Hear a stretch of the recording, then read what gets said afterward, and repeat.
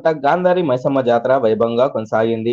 ముందుగా ఎమ్మెల్యే గడ్డం వివేక్ వెంకటస్వామి, జిల్లా పరిషత్ అధ్యక్షురాలు నల్లాల భాగ్యలక్ష్మి, మాజీ విప్ నల్లాల ఓదెలు మహిళలతో కలిసి బోనాలను ఎత్తుకొని శివసత్తుల డప్పు చప్పుట్ల మధ్య నృత్యాలు చేస్తూ భారీ ర్యాలీగా తరలివచ్చి మైసమ్మ తల్లికి మొక్కులు చెల్లించుకున్నారు.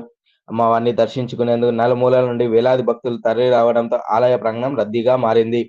భక్తులకు ఎలాంటి అసౌకర్యం కలగకుండా ఆలయ కమిటీ సభ్యులు అన్ని ఏర్పాట్లు చేయగా సుమారు 200 మంది సిబ్బందితో పోలీసు వారు భారీ బందోబస్తును ఏర్పాటు చేశారు.